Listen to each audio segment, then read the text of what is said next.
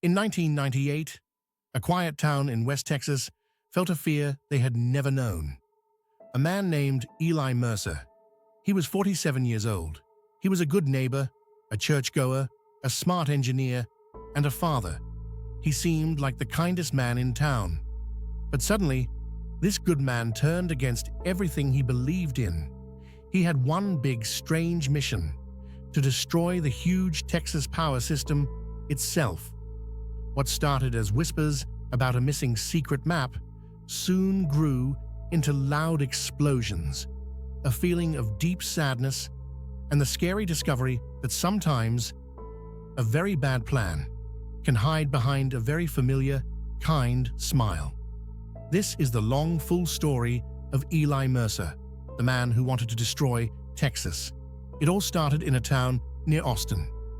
The Texas State Energy Board, the people who make sure the lights stay on, reported a missing set of secret maps. These maps showed the designs for all the big power lines in the state. They were very important. They looked at the night security video. The blurry camera showed a man walking out of the building with a big black duffel bag over his shoulder. The time was 2:37 a.m. That man was Eli Mercer.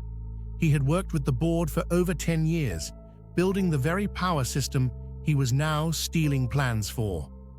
The police noticed something that made their skin feel cold. Eli wasn't walking alone. Someone or something was following him into the deep, cold dark. It was a faint shadow moving too close to be his own. The local police went straight to Eli's house. They found the front door unlocked and the lights still on. Dinner was still sitting on the dining room table. A TV was running, but Eli's wife, Marianne Mercer, and their teenage son, Cole, were nowhere to be found. They had just vanished. The police searched the house. Everything looked normal, except for the basement. The basement was a shock. It was now a dark, secret room filled with the signs of a man gone bad. The walls were covered with huge maps of Texas. Red markers were drawn all over the maps. Many Texas cities were circled with a thick red line. Next to each circle was a date. The first red circle was already crossed out. The date written next to it was April 17th, 1998. The police knew that date. It was the same day a huge transformer explosion had made all the power go out in a part of Dallas. The power system had almost failed that day. The police realized Eli had a schedule for his destruction. They also found a strange, small machine on a workbench. It looked like an old, large radio. It was flashing a tiny, angry red light. This machine was sending out a tracking signal. Eli was being watched, or maybe he was watching someone else.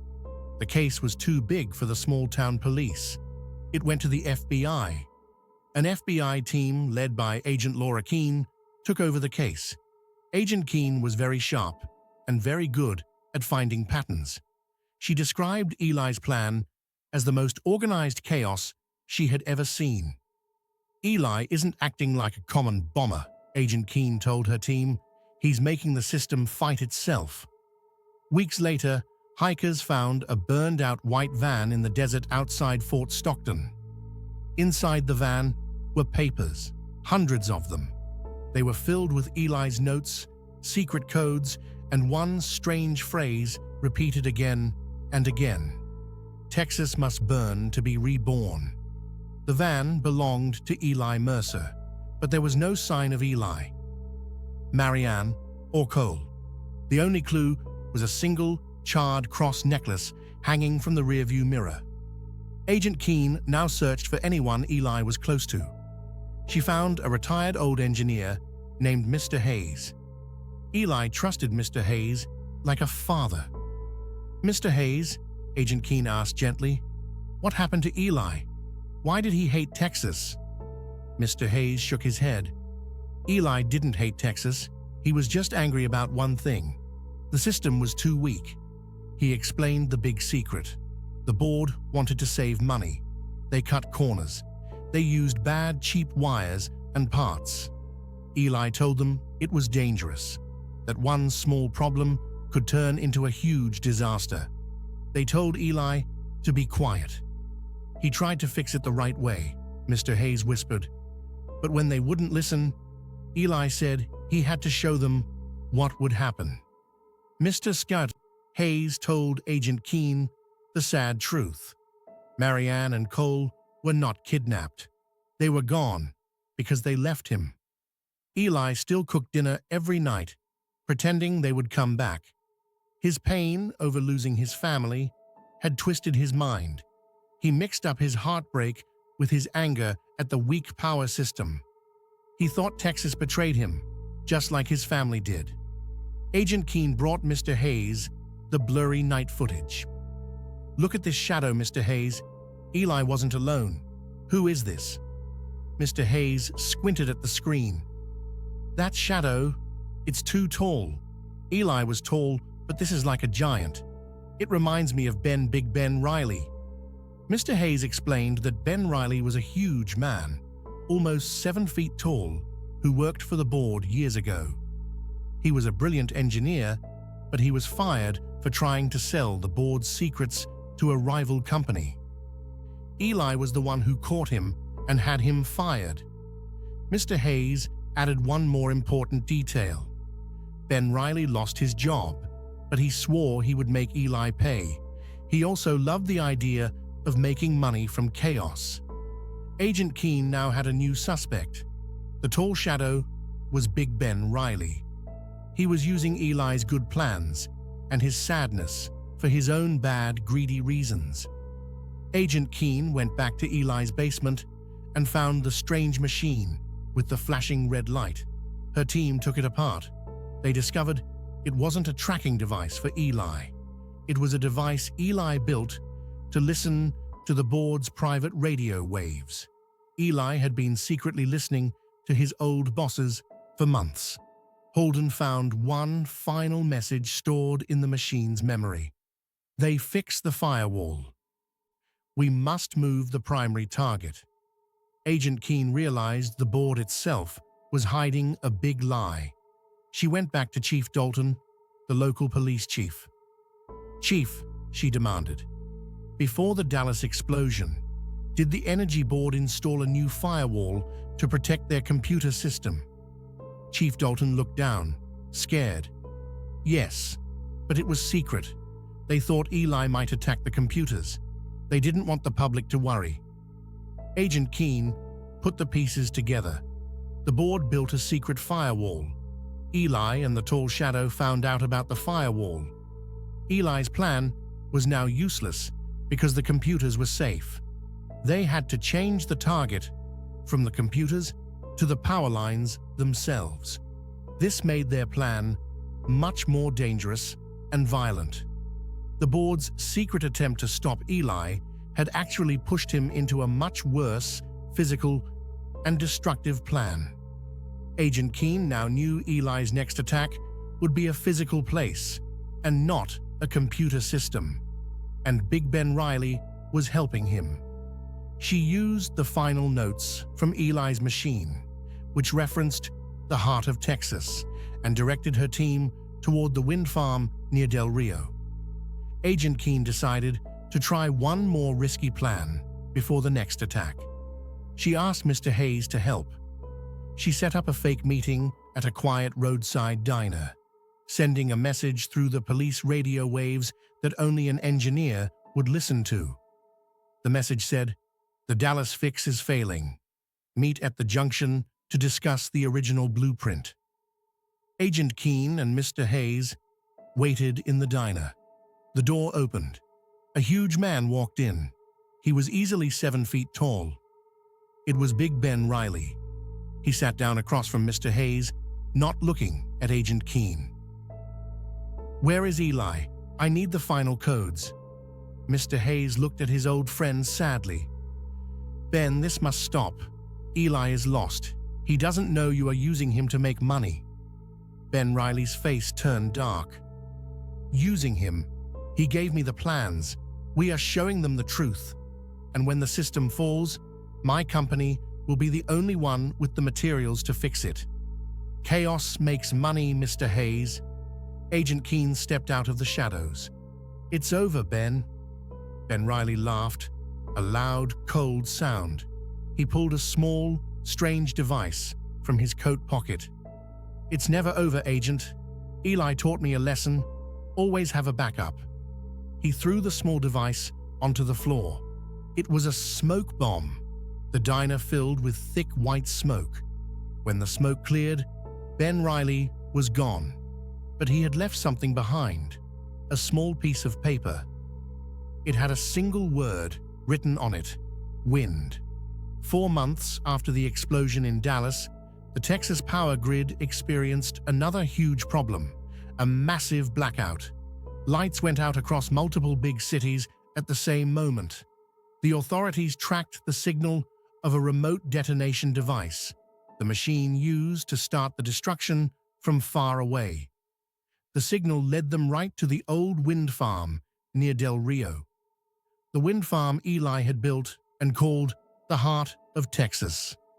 Agent Keene and her best team raced to the remote wind farm. It was silent in the desert wind. When the agents arrived, they finally found him. Eli Mercer was calm. He was sitting in a metal chair, facing the bright red sunset. His beard was long. His eyes, they were empty and hollow. "Where's your family, Eli?" Agent Keene asked, keeping her voice soft and calm. He smiled faintly, a very sad, tired smile. He whispered, "They're free from Texas now. Soon, Texas will be free from them too." Suddenly, a small hidden timer activated beneath the metal control deck where Eli was sitting. A loud beep beep beep started counting down. The agents barely managed to jump into their fast cars. The wind farm erupted in a huge, blinding ball of fire and smoke. Eli Mercer's body was never recovered.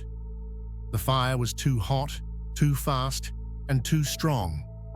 Agent Keene stood a safe distance away, watching the flames destroy the massive windmills. But as the flames died down, Agent Keene noticed something very strange in the heat-shimmering air.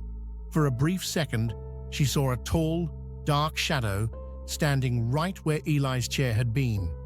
It was the same shadow from the blurry security video. Big Ben Riley.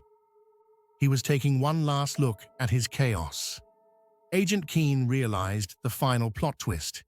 Eli wasn't alone in his destruction. His dangerous partner, Ben Riley, used Eli's pain and good plans to cause chaos for his own bad, greedy reasons. Eli wanted to save Texas. The partner just wanted to see it burn. 5 years went by. Eli Mercer became a scary ghost story, whispered among engineers who worked late at night. The Texas Power Board had learned a hard lesson and started fixing the weak system, just like Eli had wanted. In 2003, maintenance workers were doing repairs deep inside the Toledo Bend Dam, a huge wall that holds back a lot of water. The workers uncovered a sealed, hidden chamber that no one knew was there. Inside, they found terrible things: containers filled with powerful explosives, old photos of power stations, and a huge metal box. Inside the metal box, they found a final, detailed blueprint. This was not a plan for destruction. It was a plan to build a completely new, safe power grid for Texas.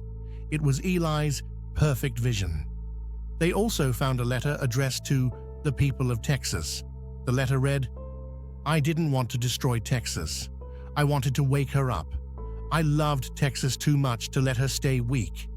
My work is done. The solution is now yours." Investigators realized Eli's plan had never been to simply kill people. It was to expose how fragile and weak the state's energy system was.